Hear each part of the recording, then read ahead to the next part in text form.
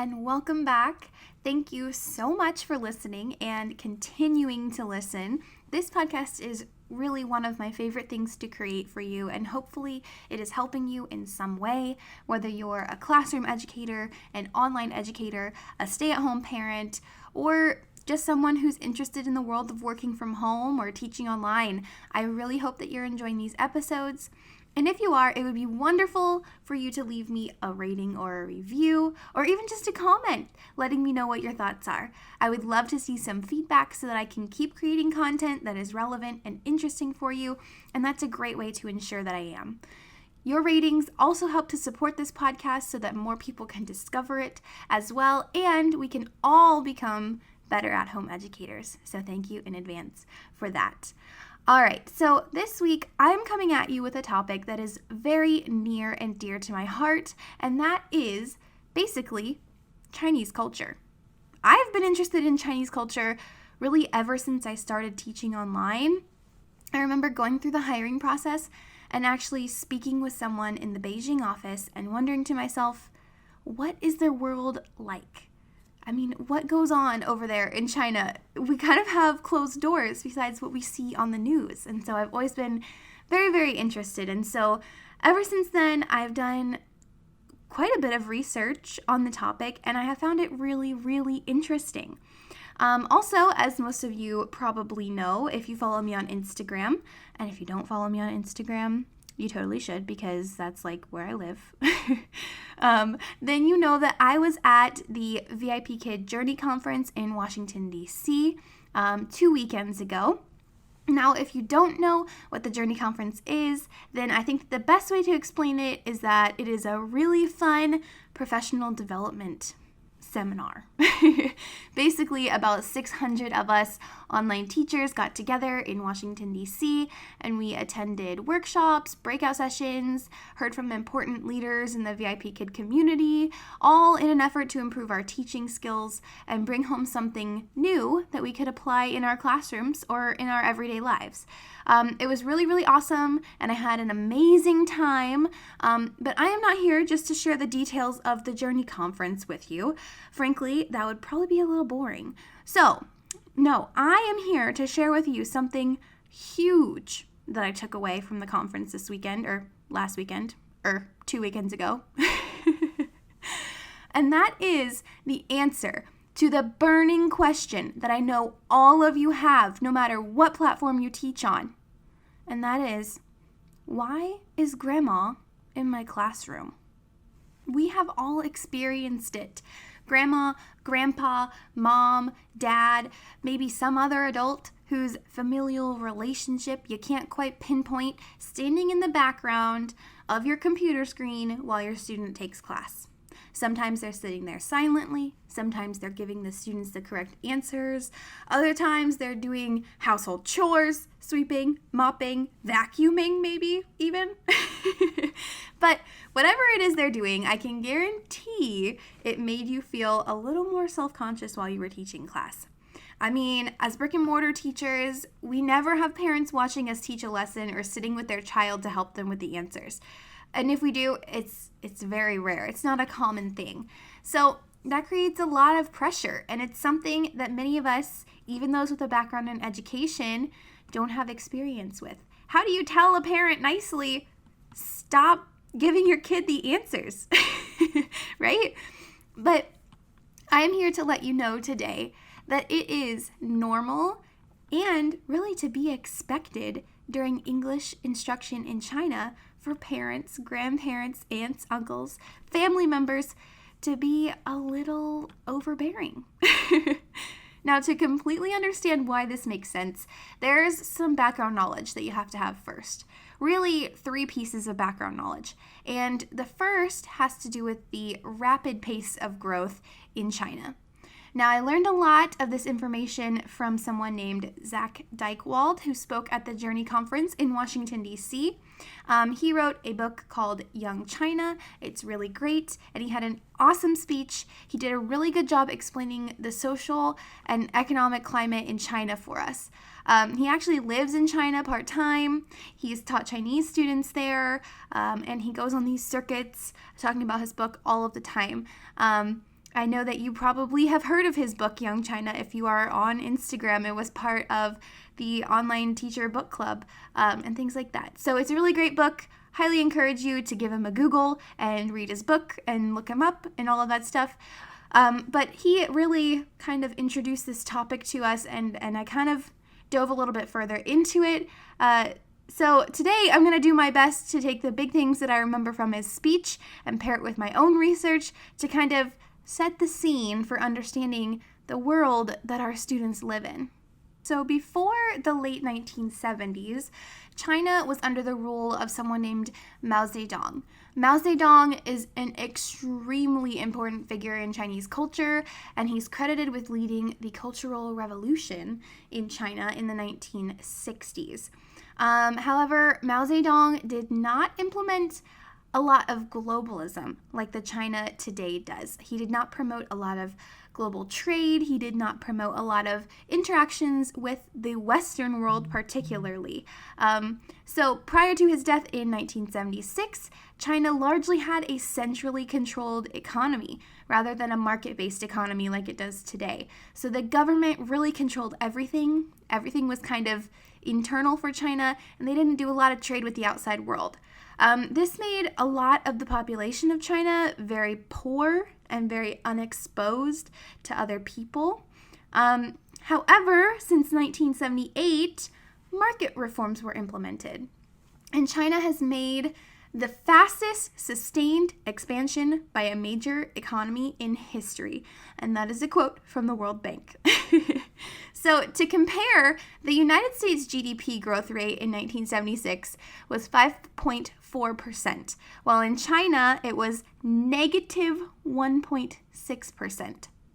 Last year, 2018, China's GDP growth rate was 6.6%, while the United States was 3.1%. So that kind of gives you an idea of how much China has grown. From negative 1.6% in 1976, that's a negative GDP. That is not good. And GDP is gross domestic product. So those are things that you are making in your country and exporting, right? So that was negative 1.6%. And they have grown to 6.6%. And that's not even the highest it has been. It has been in like the teens before. So they've done tremendously well for themselves.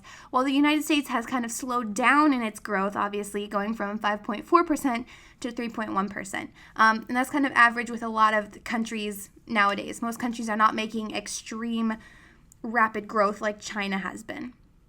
So as you can probably tell, China has come a very long way economically since then, and it's only been in the span of about 40 years or so. So that means that the students we teach have parents and grandparents that are still living that have experienced all of this exponential economic change compared to the children of the United States. So people who have grown up in China over the past 40 years and people who have grown up in the United States over the past 40 years have had very, very different experiences. So this means that we are teaching really one of the first generations of kids in China that have had the opportunity to experience all of this new technology and growth in China. Their parents got to experience a little bit of it, but they are really the first generation to have so much exposure to the Western world, right? So the United States, Canada, us over here on the western side of the globe. And they're really using it to their full advantage. Not only do they get to learn English from a native speaker that lives across the world, but in doing so, they're getting to see and experience things that their parents and grandparents before them never got to. So as Zach put it, they get a little window into our worlds every day, which is an extremely valuable experience. And so naturally, their parents want to make sure that their children are getting the most out of it. So they hover sometimes. They want to make sure that their children are doing well, and they want to see what their children are seeing too. Like, what is the teacher like? What is their accent like? How is it different from what they learned in school? Do they approve of what the teacher is teaching? Do they approve of how the teacher is teaching, right? It is as if your child was taking Chinese classes online with a native Mandarin speaker. You'd be a little interested to see what it was like as well, right? Like, if my daughter was sitting in front of a computer screen talking to someone in China, which that is a thing, look up Lingo Bus if you haven't already. It's also kind of VIP Kid related. But anyway, that's besides the point. That's not what we're talking about here.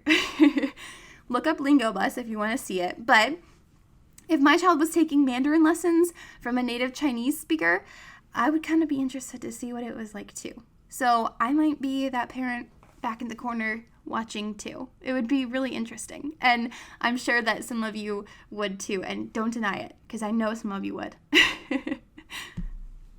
So that's the first piece of background information you have to understand. You have to understand how much China has grown since the parents, grandparents, aunts, uncles, families of the children that we are teaching in China were growing up and learning. They probably are interested in seeing what the Western world is like too, because they've never gotten to experience that, right? And this exponential economic growth has helped them be able to give that opportunity to their children. So they're interested in it. They want to make sure their children are doing well, right? So we've established China has experienced exponential economic growth over the past several decades, more than I'm sure their people and leaders could have ever anticipated. So let's think. What do people do when the economy is good, when there is opportunity on the horizon, and they're healthy? That's right, we're going there. They do the dirty. They have more kids, right? You're going to have more kids if the economy is good, if your life is going well. So not only had China's economic growth boomed, but so had their population. In 1976, the population of China was 930.7 million, and now that number has grown to be about 1.4 billion, which is an incredible number. So China is now the most densely populated country in the world, and they probably would have even more citizens if it weren't for something called the one-child policy. Now, I do want to preface this by saying that some of the content in this section of the podcast might be possibly inappropriate for young children or a little triggering. So I do want to warn you, if you have any kind of trouble listening to stories about abortion or sterilization, then go ahead and turn this off and skip ahead a few minutes, and we'll be past it. But this is something that I think is important to talk about, and something that I want to talk about so that we can better understand the world that the children we teach live in. So here we go. So the one-child policy, in my opinion, is one of China's darkest deeds. It's really a very sad story about good intentions that turned really, really horrible for a lot of people living in China. So the one-child policy was introduced in the late 70s, early 80s by the government of China, and it essentially limited the number of children a family could have down to one. The policy was first implemented in a lot of rural villages, and then eventually it was enforced throughout the whole country, and it was implemented in an effort to slow down the growth of the people of China. And it was implemented with good intentions, like I said. The thought process behind it was the less people the country has, the better everyone could be provided for. Families could more easily feed, clothe, and school their children if they only had one, and the government felt that it was just looking out for their people in the best way they knew how. However, and I'm sure that you've probably heard of this, if you've ever looked into the one-child policy, the policy really transformed into a very dark one, a very dark time. So under this policy, families had to first ask permission from the government before they could even try to have a baby on their own. And if they had a child without the permission of the government, they could be forced to pay very high fines, or worse, even have things like forced abortion done to them, or even after having one child, many women were forced to be sterilized to prevent future pregnancies. There are even cases of people hiding their children from the government out of fear. In those cases, those children basically do not exist. They don't have ID cards. They can't go to school. They can't work when they grow up. And I'm sorry, this just makes me emotional because I just can't imagine living in a place like that or having anything like that done to me. So in my research, I think that I found something that will really well illustrate what this time was like for you from someone who grew up to it or through it. There's a TED Talk by a woman named Nenfu Wang who grew up during this time period, and I think it would be really helpful for you to hear a small portion of it to get a better picture of what family life was like during this period of China's history. So let's listen to her. I was born in 1985, 6 years before China announced its one-child policy. Right after I was born, the local officials came and ordered my mom to be sterilized. My grandpa stood up to the officials because he wanted a grandson to carry on the family name. Eventually, my parents were allowed to have a second child, but they had to wait for 5 years and pay a substantial fine. Growing up, my brother and I were surrounded by children from one-child families. I remember feeling a sense of shame because I had a younger brother. I felt like our family did something wrong for having 2 children. So, very obviously, this one-child policy is a dark spot on China's history. And many countries, including the US, have dark spots. But what is important to understand about this policy is the economic and cultural implications it had on the people of China.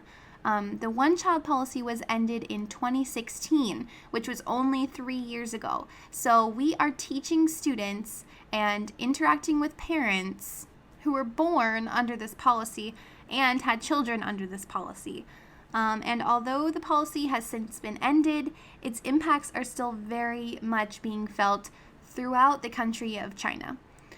So because of this policy, by 2050, it is predicted that over 1/3 of China's population will be over 60 years old. And that puts a huge weight on the shoulders of young people in China because they will have to take care of the elderly in their family as they get older. They have parents and grandparents to take care of, and they have no other siblings to help them bear the brunt of that responsibility. So this also means that their parents and grandparents have no other children to focus on. Which brings us to the very important part of understanding why oftentimes we will have grandparents, parents, family members helping our students in the classroom. So in China, education equals success. There are not many self-made billionaires who never went to college, like Mark Zuckerberg or Steve Jobs in China. Nope. In China, schooling is extremely important to a child's future. And most likely, if a child does not do well in school, they will end up with a low-paying factory job in the city or a farming job in the country, which in turn means that they will not make much money and will not be able to support their family very easily either. So as their grandparents' parents age, they won't have the money to support them. So put yourself in their shoes, in the shoes of a Chinese family with one child whose future is essentially their future as well. It's easy to see how parents and grandparents can become almost obsessed with watching every move their child or grandchild makes when it comes to schooling. Because after all, if the child fails, then the whole family fails as well. They have no one to take care of them, they have no one to look after them when they get older, and they might be scared. So it's easy to see why a lot of parents might sit in the background and give their child answers because they want their child to do well. They want their child to know what they're doing, right? So there's that.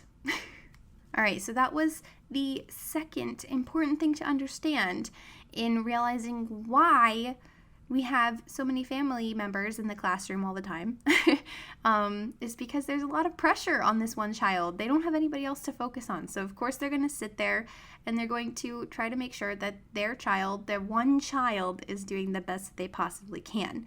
Now, throughout all of this, you may have been thinking to yourself, we're teaching English, and it might be important to know English for like traveling or like getting a job later on, but why is it so important for Chinese students who live in China and speak mainly Chinese? And this was something that I realized I never really understood before, and it's something that was cleared up a lot when I heard from an actual VIP kid parent at the Journey Conference in Washington, D.C. He explained to us something that the students take in their third year of high school in China called the Gaokao exam. So you can think of it kind of like an SAT or an ACT, but like a super hard version. And so, for example, I have a sample question from the exam that we will listen to. Okay, here we go. China is famous for its ancient ceramics production. Jingdezhen in Jiangxi province was known as the national center of ceramics in the Ming and Qing dynasties. And early in 1980s, Foshan in Guangdong province introduced a more modern production process. In 2003, area planners decided to include the industrial area of Foshan as part of the main city. After that, the nation's ceramic industry was no longer in Foshan and moved to Jingdezhen. Question 1. Compare it with Jingdezhen, the reason of rapid development of Foshan ceramics industry is A huge market, B, abundant raw materials, C, high quality of labor resources, and D, favorable national policies. So it's sort of said that it just suddenly moved. It's not really indicated in the question why it moved. I'm going to go with B, abundant raw materials, the secret of all economies, but I have no idea. Probably abundant raw materials? The correct answer is D. Oh. Favorable national policies, but China makes the national policies in both places. Why would that be any different? All right. Yeah, so as you can see, the exam is not easy. I know that there was some Chinese in that, so it could have been confusing, but regardless, the questions are kind of vague. The readings are short, they don't give you a lot of context clues, things like that. And actually, this exam is considered to be one of the hardest exams in the world. And it is the one shot that students in China have at making it into college. They can only take the test one time in a year, and if they don't pass or they don't get the score they want, they can't go to college. The Gaokao is a national college entrance exam for students that are seeking to attend university in China, the US, the UK, Italy, Australia, Canada. So it's not just for going to school in China. If these students want to study abroad, they have to pass the test as well. So the students are tested in 3 major areas of studies, and that is Chinese, math, and a foreign language. And then they have 1 extra area of study that they choose in either science or liberal arts. And so for the foreign language section of the exam, students can choose from English, Japanese, German, Russian, French, or Spanish, but the parent that spoke with us at Journey said that most students choose English. And this is probably because English is the most commonly spoken language in the world. So this is why English classes with a native English speaker are so widely popular in China, and why so many parents of the students that we as online ESL teachers teach put so much pressure on their children to do well in their classes. Just think, if a student starts taking English classes at age 3 online, then they'll probably be basically fluent by the time they take their exams in school. The Gaokao is also extremely competitive. The parent told us that the passing rate has raised recently to 75%, which is good. So 75% of the students that take the exam pass, but that means that it is getting more and more competitive to get into the school that you want. So when you take the test, you're given a score out of 750, and the higher your score, the easier it is for you to go where you want for college. And so parents are being pressured to kind of do something to differentiate their students from the others, to kind of give them an upper hand. And taking English online with a native speaker is something that could do that. They're learning conversational skills and details about American culture that classmates who only get English lessons at school will not have. Not to mention, the lessons that we teach as online ESL teachers also align with other Chinese education standards that could help them in other areas of the exam, like math or science or liberal arts. And since the exam is so competitive and so important, parents do not take preparing their children for it very lightly. Children in China are given exams throughout grade school and middle school to measure how they're doing in their studies. And many parents start thinking about the Gaokao from the time basically their child starts school. So like even before then, like 3 years old, to the time that they take the exam at like 17. So it's a really important exam, and it's something, again, that determines this child's success. So let's think back to how much is riding on the success of this one child. It's no surprise that grandma is sitting in on class or mom is helping the student with the answers while you teach. It's just because they're trying to do what is best for their child's future, and their own future. Okay, so now we have a complete picture. Yep, China has changed tremendously in the past few decades, and parents and children are being exposed to the Western world for the first time, which sparks an interest in seeing what these crazy ESL teachers are like, right? So, of course, people are going to peep in on class. China's population is also aging rapidly, which puts a huge burden on the young people of China to do well and be successful to support their family as they age. And preparing for the Gaokao is one of the most common ways to do that, because a good score on that test means a bright future for students and their families. So let's put it all together to answer that burning question, why is grandma in my classroom? Well, the short answer is because your student is loved.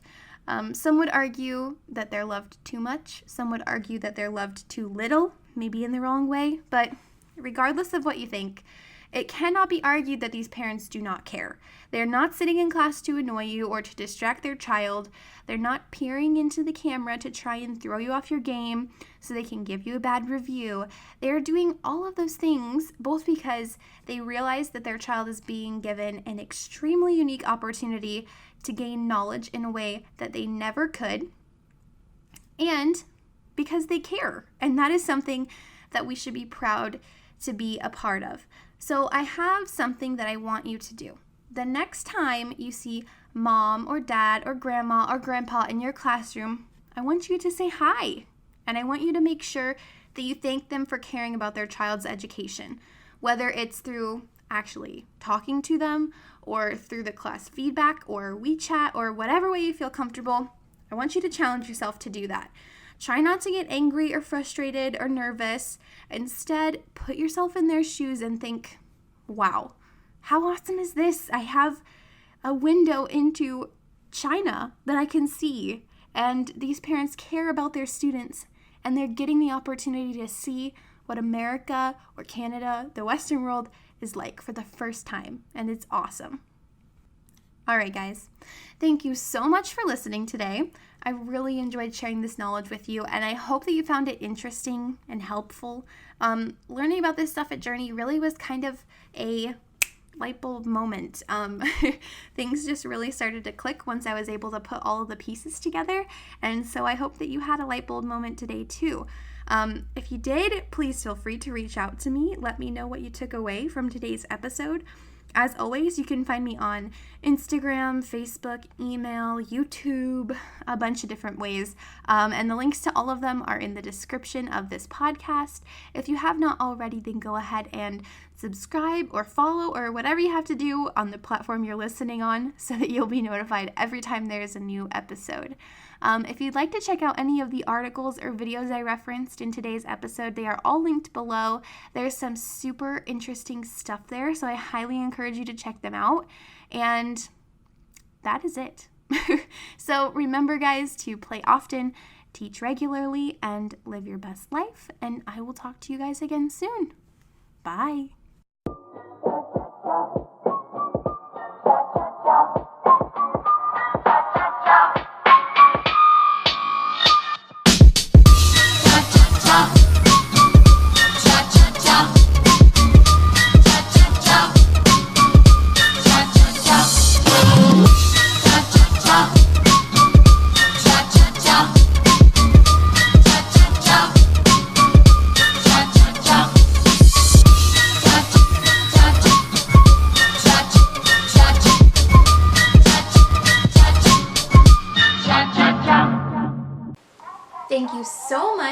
listening all the way to the end of this podcast. If you'd like to check out any of my older podcasts, then you can click here or here. If you'd like to follow me on any of my social media, then you can find those in the description below. Don't forget to subscribe and click the bell so that you are notified every time there is a new episode, and I cannot wait to talk to you again soon. Bye!